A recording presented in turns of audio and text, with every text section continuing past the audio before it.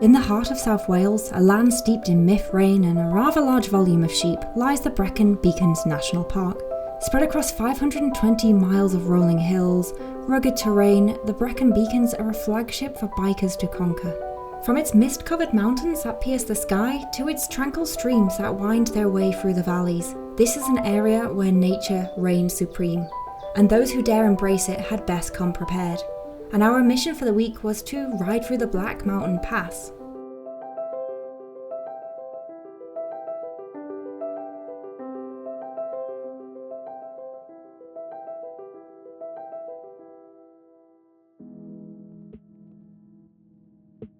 Hello, Sprocketeers! Welcome back to another episode of Sappy Sprocket. I'm your host, Sappy Sprocket, and today we are in South Wales, enjoying this mighty fine Welsh sunshine. And basically over the next few days we're heading over to Hay on Weir. It's a place that I've wanted to go for a while. Apparently it's a really famous town, and it's famous for some of the most random things, which is basically books. Tons and tons of books.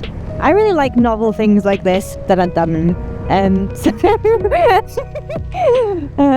put that intended, but I'll take it. So yeah, we're gonna head to Hay on Weir. I want to have a little mosey. And the other thing that I would be really interested in is potentially going to see the Black Mountains. This was something that I really wanted to go see a few years ago, and the weather was so bad. It was so bad that I just ended up not going. Obviously, this time around the weather is still bad. It's still something I'd like to do. I'm not getting my hopes up because I do need to be back in Chester by Sunday. I do have a finite amount of time. But oh gosh, guys, this is the first road trip I have had in nearly half a year. And it feels so good. It feels so good to be on the road. I'm so excited. I have missed this. I have missed my life. I have missed everything about this. I'm just so happy. It is good to be home on the road. So yeah, we are heading further and further south into the storm. Because you know me, I'm a bit of a sadist. And if it's raining and thundering, I'm bound to be there. I don't know what my problem is. I don't know whether I'm unlucky or perhaps I just deliberately end up in these situations. Who's to say? But what I can say is that I'm gonna probably not sleep very well tonight. Oh man, I do not know how I was cruising through like 300 to 400 miles a day, because I've basically just done 100 miles and my butt hurts. Oh my gosh, everything hurts. I am gonna have to take so many months to build up my stamina again, because my knees hurt, my legsies hurt, my back hurts, my butt hurts, everything hurts. I don't know if it's just because I got hit by a truck or if it's because it's been a while since I've rode, but either way, we're gonna crack on, we're gonna keep going, and we're gonna get there. Look how incredible this is! Oh man! This feels really nostalgic though. Why do I feel like I've been here before?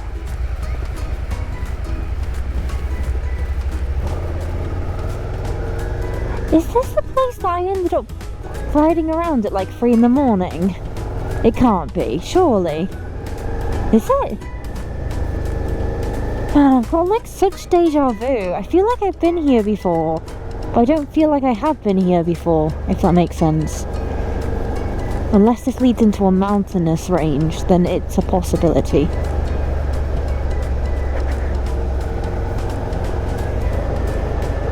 Oh, it's raining again.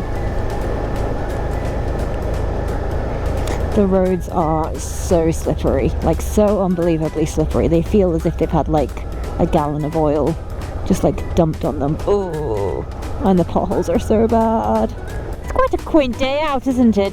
A couple of potholes, a couple of raindrops. You can tell you're in Wales.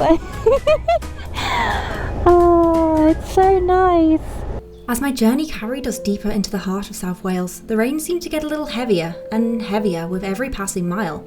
The rhythm of the raindrops drummed into my motorcycle gear and I started to get soaked through.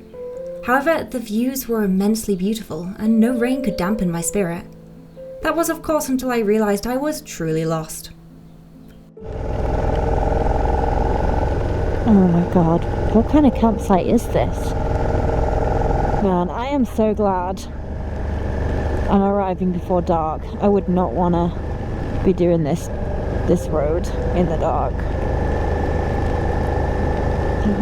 Spooky, spooky.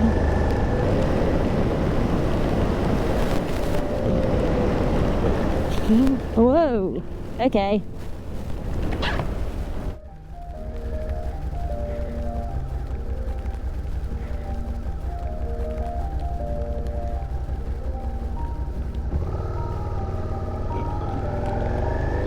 Just a couple of wild cows. Oh wow, look at that view. Oh my god, I really hope I haven't like just put a random place in the sat nav and that I am actually camping here, because if I am, what a place to come.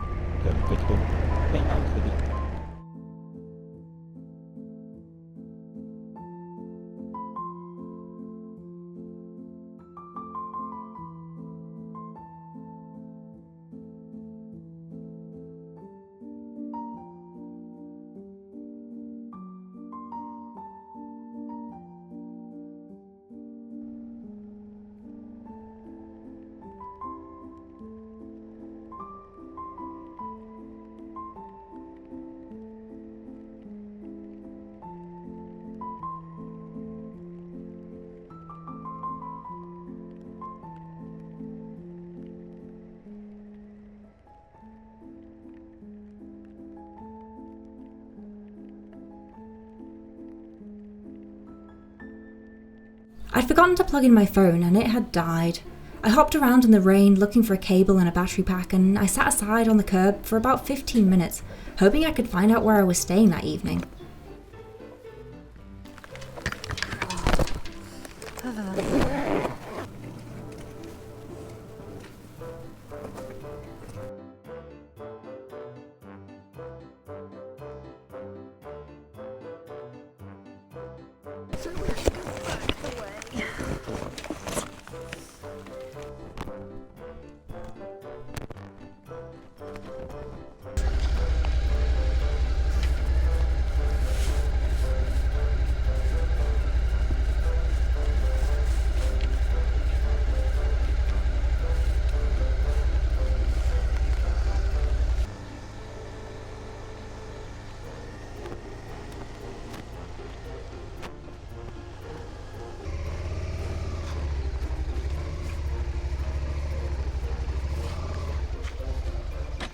I pulled into a car park utterly miserable by this point. Unbeknownst to me, I'd pulled into a school camping ground, and the teacher on duty, who just so happened to know this area very well, approached me and told me where to go. No, I'm trying to find, I think is this the bring your own tent campsite? I've no idea. Right. There's two campsites. Okay. There's Dolly Gaia, which is the scout one. We're using it tonight. I'm not in the right place. Well, you might be. I carried on down the road and eventually I found my campsite.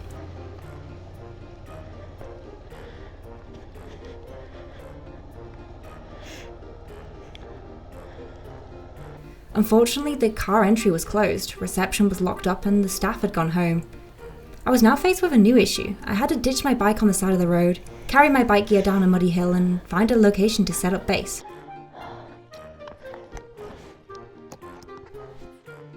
There was no way that I was carrying a plethora of motorcycle boxes down a muddy hill, and so I went into the glamping zone and set my tent up on a wooden balcony instead.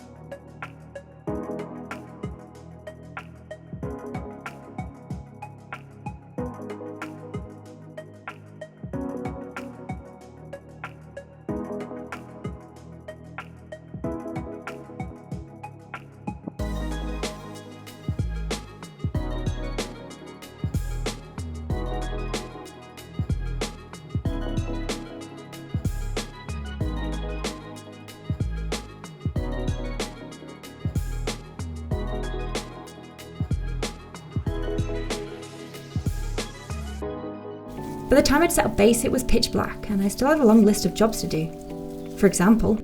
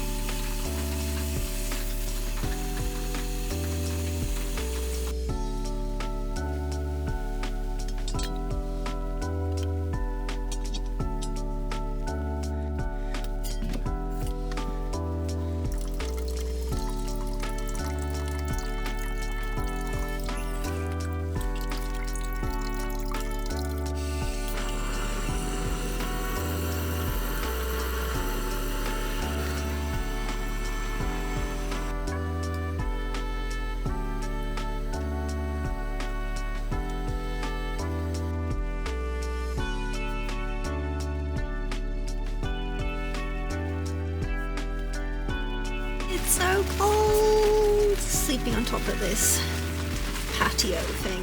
Oh my god. This was a terrible decision. I should have slept on the grass. At least the grass would have been insulating. But then again, the grass is turning to mud, so I don't know if it's any better or worse.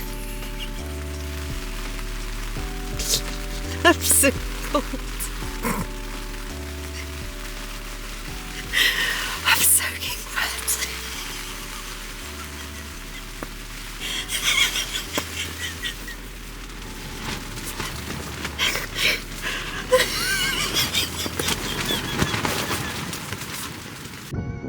How amazing is that?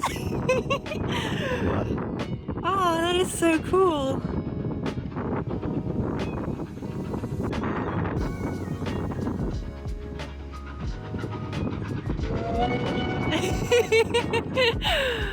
Oh, it feels like something out of a Studio Ghibli movie.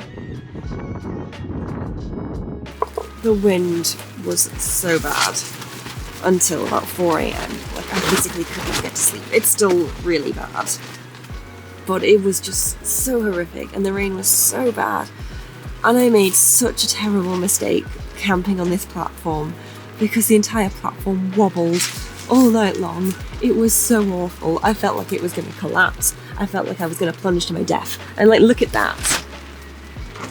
Oh, it was so terrible. I hated every minute of it. And then to top it off, I didn't really consider like actually needing to anchor the whole tent down.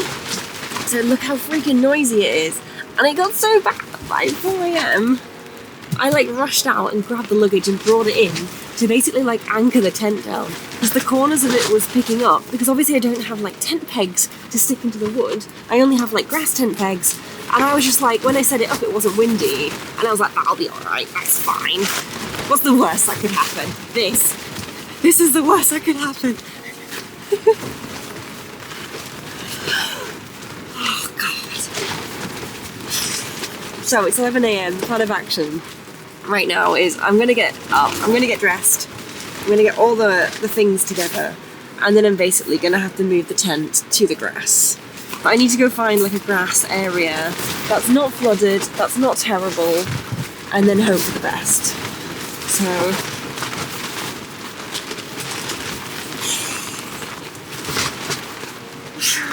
oh gosh, it's 11 a.m. I wanted to be on the road.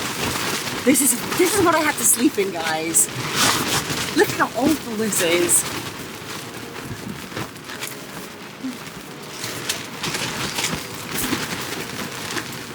So yeah, we need to move the tent. We need to move it to grass. Rookie mistake. But yeah, because I was awake until like 4 or 5 in the morning, I ended up sleeping in this morning. It's now 11 a.m. I wanted to be on the road for 9, but I couldn't deal with it.